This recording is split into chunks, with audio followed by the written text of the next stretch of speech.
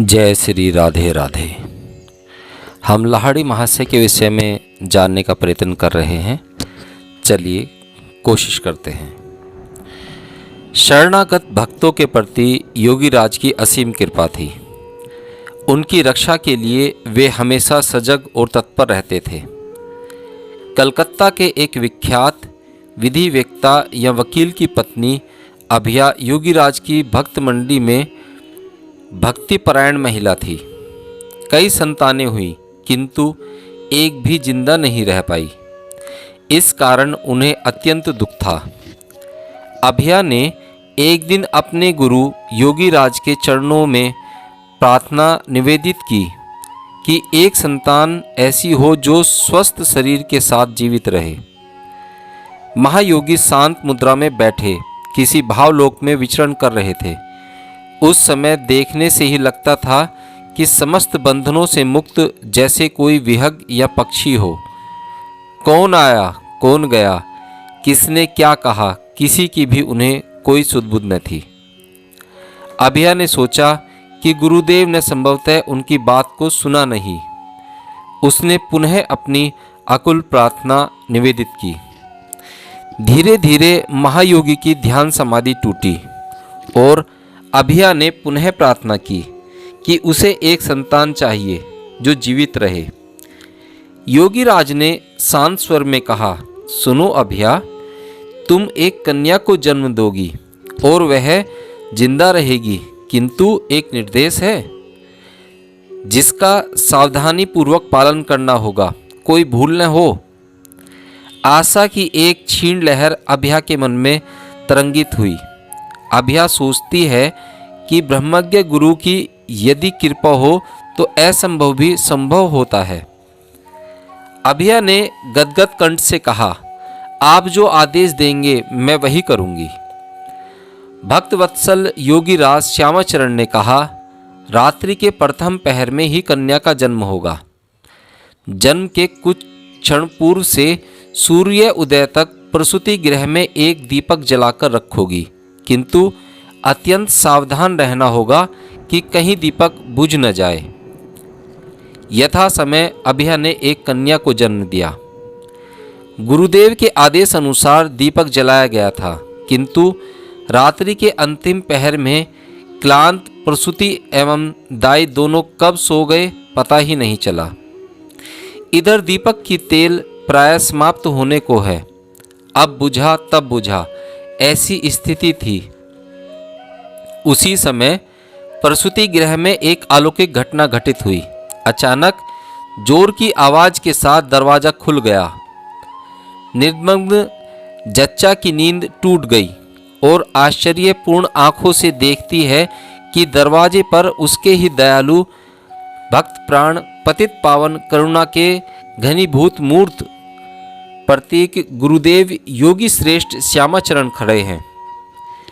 कृपा दृष्टि का निक्षेप करते हुए बुझती हुई द्वे की लो या दीप शिखा की ओर उंगली का संकेत करते हुए कह रहे हैं, अभिया देखो दीपक बुझ न जाए, शीघ्र ही उसमें तेल डाल दो। क्लांत अभिया उठकर दीपक में तेल डाल देती है। तब तक गुरुदेव की वह कर्णघन मूर्ति अदृश्य हो गई। गुरु कृपा का स्मरण करते ही अभिया की आंखों में प्रेम के आंसू झलक पड़े।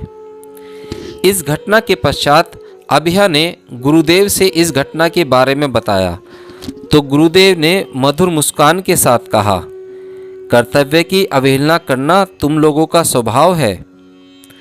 कर्तव्य के प्रति कभी उपेक्षा का भाव मत रखो। योगी राज ने इस प्रकार अनेक संतानहीनों को संतान प्राप्ति की व्यवस्था का निर्देश दिया है। वह उनकी दिनलिपि से ही प्रमाणित होता है। इस संबंध में उन्होंने 8 फरवरी वर्ष का पता नहीं लिखा है, श्यामलाल को पुत्र होने का उपाय बतलाया। एक बार की घटना है, योगी राज की मझली लड़की हरि कामनी ससुराल से यहाँ आई है। अचानक उसे एशियाटिक कॉलरा हो गया। काशीमणि देवी ने योगी राज से अनुरोध किया कि जैसा भी हो कोई व्यवस्था करो और लड़की को बचाओ। तुम्हारे रहते हुए लड़की क्या मर जाएगी?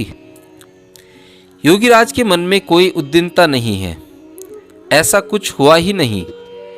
काशीमणि देवी बार बार अनुरोध करती है कि जैसे भी हो लड़की को बचा लो।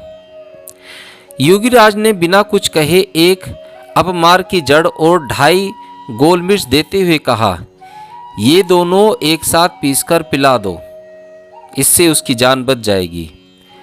काशीमणि देवी ने सोचा, विवाहिता लड़की है, क्या पता कुछ हो जाए तो उसकी ससुराल में तरह तरह की बात उठेंगी, इसलिए डॉक्टर की दवा ही ठीक है। वे योगीराज द्वारा दी गई दवा न देकर डॉक्टर की दवा देना ही उचित समझती हैं। किंतु दूसरे दिन लड़की का स्वर्गवास हो गया। योगीराज अन्य दिनों की तरह उस दिन भी शाम को गीता की व्याख्या कर रहे हैं और उनके सुयोग्य शिष्य पंडित पंचानन भट्टाचार्य गीता के मूल श्लोक का पाठ कर रहे हैं। अनेक भक्त उपस्थित हैं। इसी बीच ऊपर के कमरे में जोर जोर से रोने की आवाज़ सुनाई पड़ी। सभी उपस्थित व्यक्ति विचलित हो गए। कारण पूछने पर योगीराज ने बताया कि मझली लड़की मर गई, इसलिए सभी रो रहे हैं। लगता है शमशान ले जाने वाले आए हैं। भट्टाचार्य महोदय ने गीता की पुस्तक को बंद करते हुए कहा, बस आज यहीं तक। योगीराज ने गंभीरतापूर्वक कहा, वे लोग अपना काम करें, तुम लोग अपना काम करो। उपस्थित सभी भक्तों ने कहा, इस समय गीता की व्याख्या सुनने के लिए मन में धैर्य और स्थैर्य नहीं है, आज बंद रहने दिया जाए। योगीराज के मन में कोई उद्वेलन नहीं, जैसे कुछ हुआ ही नहीं। शांत स्वर में उन्होंने कहा, अच्छा तो फिर बंद रखो। दूसरे दिन योगीराज के साले राजचंद्र सान्याल ने आकर योगीराज से पूछा, प्रियजनों की मृत्यु या वियोग से जो दुख सामान्य व्यक्ति को होता है, वैसा क्या तुम्हें होता है?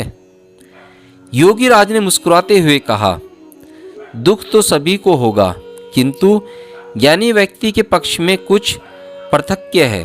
जैसे पत्थर की गोली को अगर सख्त जगह पर जोर से मारो तो वह उछलती हुई दूर निकल जाएगी, किंतु उसी को यदि नरम मिट्टी पर जोर से मारो तो वह उसमें धंस जाएगी।